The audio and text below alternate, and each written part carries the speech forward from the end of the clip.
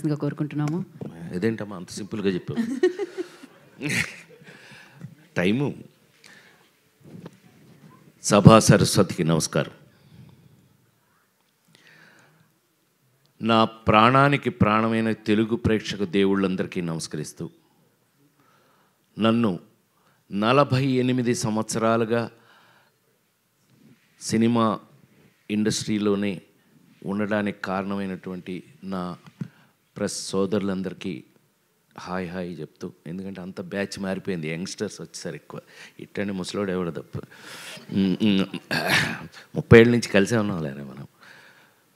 ఇవాళ యాక్చువల్గా భలే అవకాశం దొరికింది. నా స్వామి రంగ ఇంతకాలానికి మా స్వామి దొరికాడు. ఈయన స్వామి స్వామి అని పిలిచేవాళ్ళం. ఫ్లాష్ బ్యాక్లు ఏం గుర్తులేవా?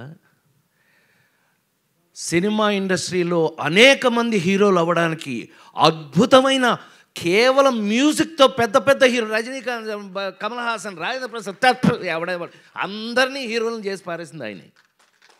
జస్ట్ మ్యూజిక్తో. గుర్తులేదా?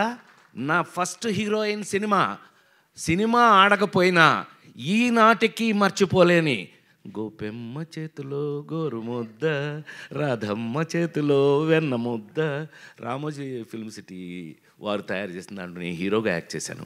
కానీ ఆ పాటలు అజరామరం. సరే, ఆయన కోపం వచ్చింది. ఏంట్రా నేను ఇంత కష్టపడి చేస్తే ఈ సినిమా సరిగ్గా ఆడలేదంటారా? నెక్స్ట్ ఏం సినిమా చేశాను చెప్పండి, దమ్ముంటే చెప్పండి. Thank you very much. ఇంకెవరు లేడీ ఏంటారు అనుకున్నా, అంత కుర్రలేనేమో అనుకున్నా. Ladies tailor. నా జన్మలో ఈ రోజున వారి ముందు చెప్తున్నాను నేను, నాకు అవకాశం దొరికింది అందుకని చెప్తున్నా. ఈ అవకాశం ఆయనతో రాదు మాకెప్పుడు.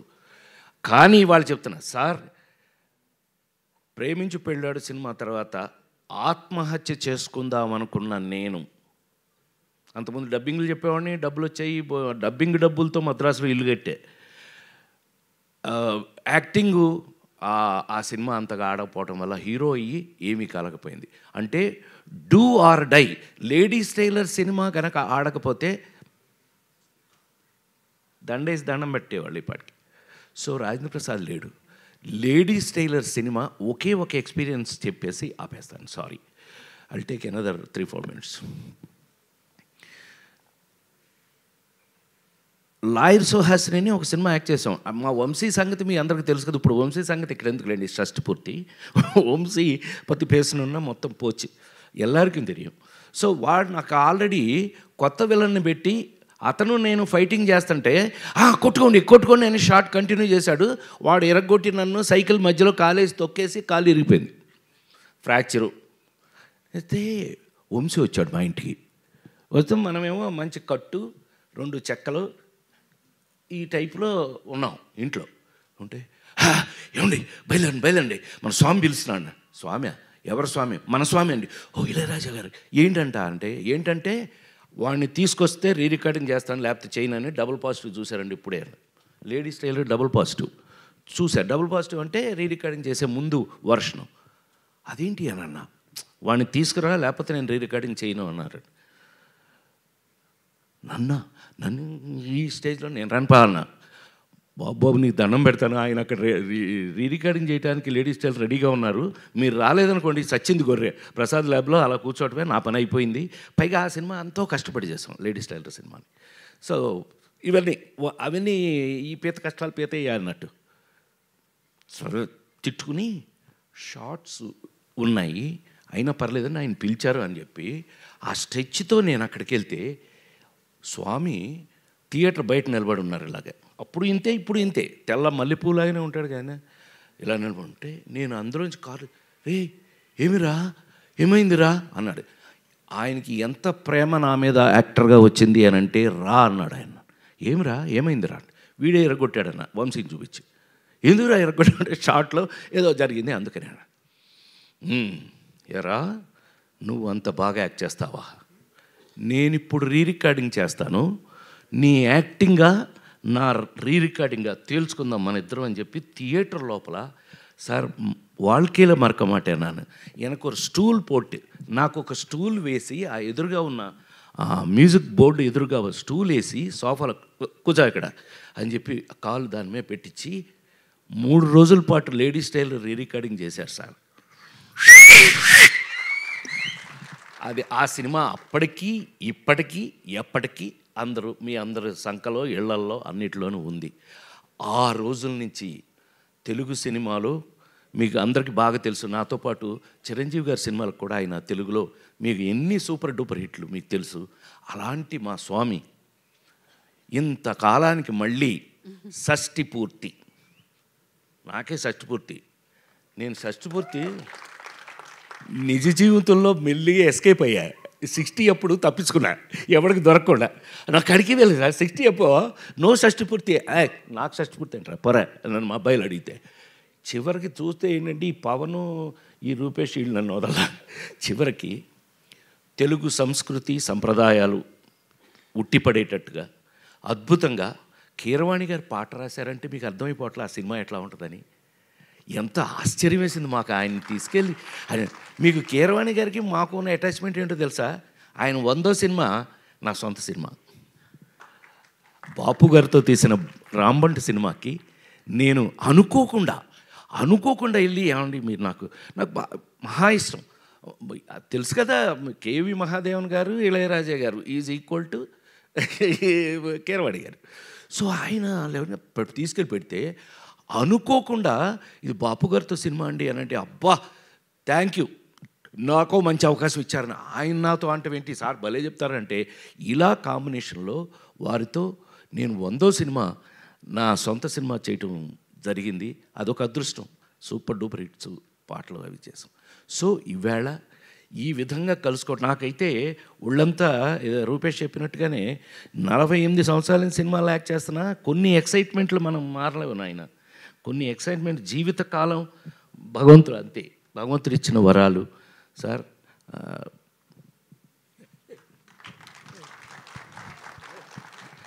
నిజంగా ఆయన ఎంత బాగా నా సినిమా అనేటప్పటికల్లా చెట్టు కింద ప్లేటర్లు మీరు ఎన్నో చూశారు, ఇంకా నేను ఇప్పుడు దాని గురించి చెప్పాల్సిన అవసరం లేదు.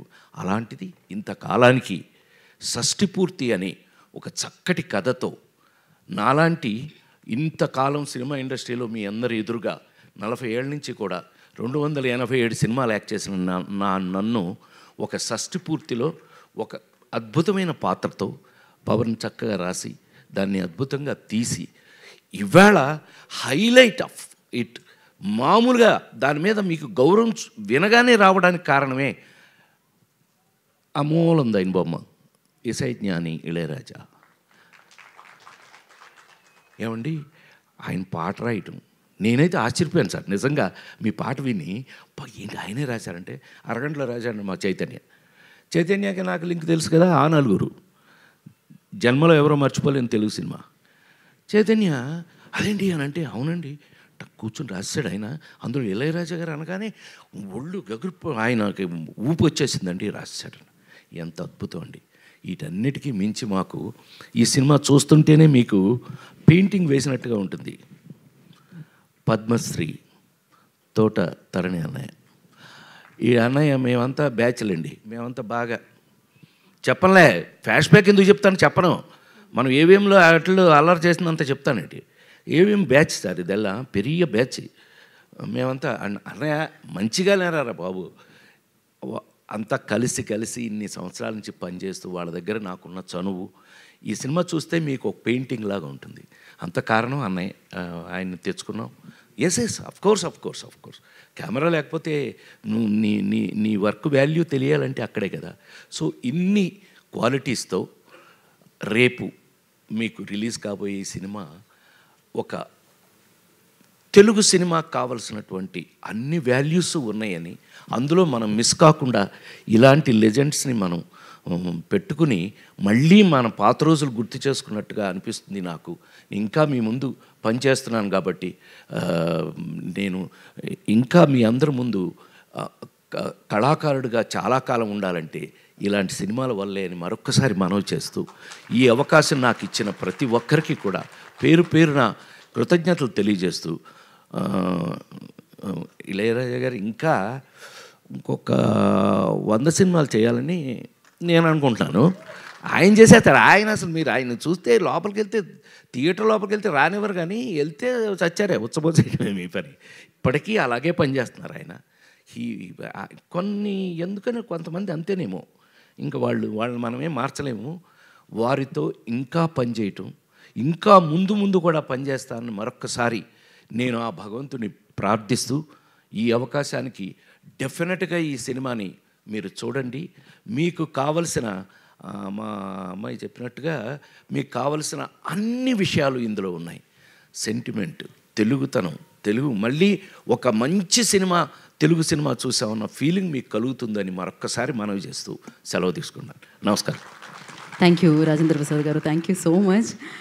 అండ్ నా ఇందాక నుంచి ఇళయరాజా గారిని చూస్తుంటే మొత్తం అన్ని పాటల మీద పాటలు వస్తూనే ఉన్నాయండి. ఆకాశం ఏనాటిదో దగ్గర మొదలు పెడితే